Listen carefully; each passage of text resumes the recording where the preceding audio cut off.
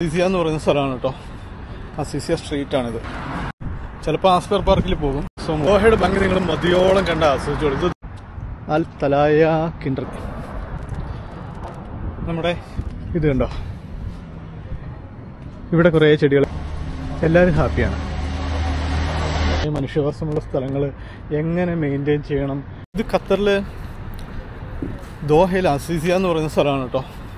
അസീസിയ സ്ട്രീറ്റാണിത്. പലപ്പോഴും പല റോഡുകളിലൂടെയാണ് നടക്കാറ്. പല സ്ഥലങ്ങളിലേക്കാണ്. ചിലപ്പോൾ ആസ്പെർ പാർക്കിൽ പോകും. ചില സമയത്ത് നമ്മുടെ അസീസിയയുടെ ആ ഭാഗത്തൊരു സ്ട്രീറ്റുണ്ട്, ആ സ്ട്രീറ്റിലൂടെ പോകും. എന്നും ഒരേ സ്ഥലത്തോട് നമ്മൾ വാക്കിങ്ങിന് പോയി കഴിഞ്ഞാൽ ഒരു വല്ലാത്തൊരു മടുപ്പായിരിക്കും. അതുകൊണ്ടാണ് ഞാൻ ഓരോ ദിവസവും ഓരോ വഴി തിരഞ്ഞെടുക്കുന്നത്. ഇവിടെയൊക്കെ ഒരുപാട് ഷോപ്പുകളാണ് ഈ സ്ട്രീറ്റിൻ്റെ രണ്ട് സൈഡിലും. ഏകദേശം 10.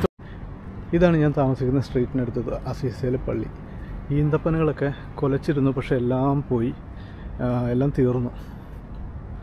ഇവിടെ ഓരോ ഈന്തപ്പനക്കലകൾക്കും സഞ്ചി ഇട്ടിട്ടുണ്ടായിരുന്നു, പക്ഷേ സഞ്ചി മാത്രം അവിടെ ഉണ്ട്. ഈന്തപ്പഴമൊന്നും അവിടെ ഇല്ല, എല്ലാം തീർന്നു. ഇവിടെ ഒരു സ്കൂളുണ്ട് കേട്ടോ, ബെൽഗ്രേവിയ ഹൈസ്കൂൾ. അതിൻ്റെ ഗേറ്റാണ്.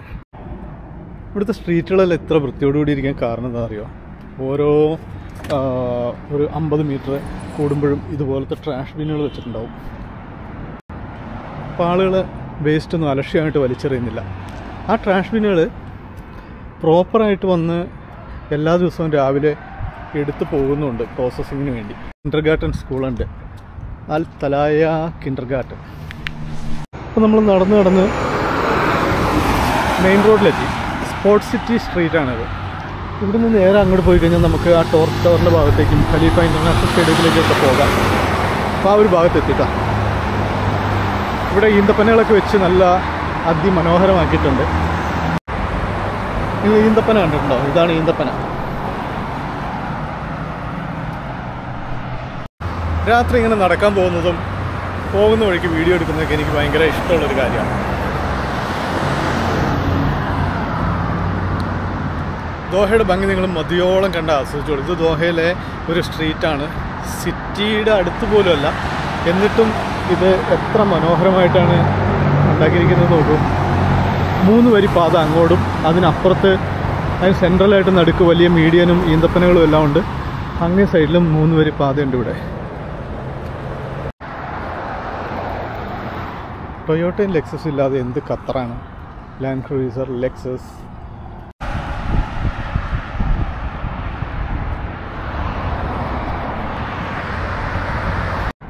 അങ്ങനെ നടന്ന് ഞാനൊരു റൗണ്ട് അടിച്ചു. വീണ്ടും ഞാൻ ആദ്യം വന്ന ആ വഴിയുടെ ഭാഗത്തേക്ക് തന്നെ പോകുന്നത്. ഞാനിപ്പോൾ അങ്ങനെ കറങ്ങി ഈ ഒരു ഭാഗത്തേക്ക് കറങ്ങിയിട്ട് ഇങ്ങോട്ട് വരുവാണ് ചെയ്ത്. ഇങ്ങനെ രാത്രിയിൽ നടക്കാനായിട്ട് നല്ല രസമല്ലേ? റോഡിലാണെങ്കിൽ അധികം തിരക്കുകളില്ല, വണ്ടികളുടെ ബഹളങ്ങളില്ല, ആളുകളില്ല. ഒരു വല്ലാത്തൊരു ഫീലാണ്.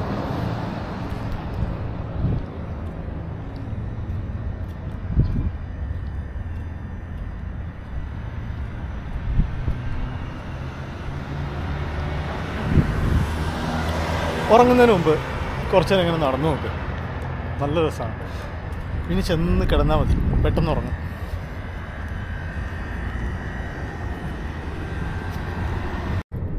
ഈ ഒരു ഭാഗമൊക്കെ എല്ലാവരും എൻ്റെ വീഡിയോയിൽ, ഇൻസ്റ്റാഗ്രാം വീഡിയോയിലൊക്കെ കണ്ടിട്ടുണ്ടാവും. എപ്പോഴും ഞാൻ മിക്കപ്പോഴും ഈ വഴിക്ക് രാത്രിയിൽ നടന്നിട്ട് വീഡിയോ എടുക്കാറുണ്ട്.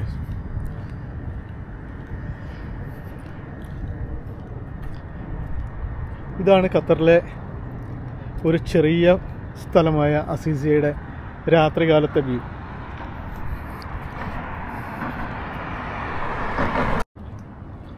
നമ്മൾ താമസിക്കുന്ന സ്ഥലങ്ങൾ അല്ലെങ്കിൽ മനുഷ്യവാസമുള്ള സ്ഥലങ്ങൾ എങ്ങനെ മെയിൻറ്റെയിൻ ചെയ്യണം, എങ്ങനെ കൊണ്ടു നടക്കണമെന്ന് ഇവിടെ നമുക്ക് പഠിക്കാൻ പറ്റും. നല്ല വൃത്തിയുള്ള സ്ട്രീറ്റുകൾ, അത് തന്നെയാണ് എനിക്ക് ഏറ്റവും കൂടുതൽ പറയാനുള്ളത്. വൃത്തിയുള്ള സ്ട്രീറ്റുകൾ.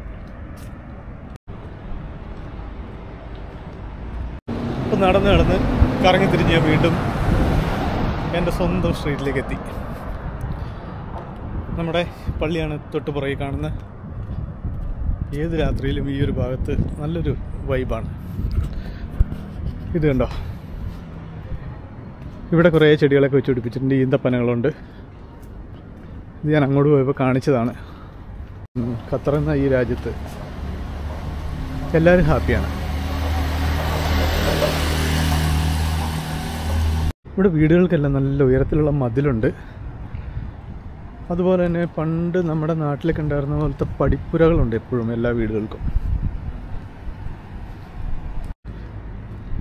ഇതാണ് നമ്മൾ പറയുന്ന ആ പടിപ്പുര. നമ്മുടെയൊക്കെ നാട്ടിൽ ഒരു വീട്ടിലേക്കുള്ള എൻട്രൻസിൽ പടിപ്പുര ഉള്ളതുപോലെ ഇവിടെ മിക്ക വീടുകൾക്കും പടിപ്പുരകളുണ്ട് കേട്ടോ. ഖത്തറിൻ്റെ ദേശീയ വാഹനമായ ലാൻഡ് ക്രൂയിസർ ഇവിടെ തന്നെ, ഈ വീട്ടിൽ തന്നെ 4 നിരന്ന് കിടക്കുന്നുണ്ട്. ഇതുകൊണ്ട് ഇവിടെയുണ്ട് പടിപ്പുര. അപ്പോൾ എന്തായാലും ഇന്നത്തെ വാക്കിംഗ് ഒക്കെ കഴിഞ്ഞ് ഞാൻ വീട്ടിലേക്ക് കയറുവാണ്. അപ്പോൾ ഇനിയും കൂടുതൽ ഖത്തർ വിശേഷങ്ങളുമായിട്ട് കാണാം. പിന്നെ ചാനലൊന്ന് സബ്സ്ക്രൈബ് ചെയ്തേക്കട്ടോ. ഓക്കെ.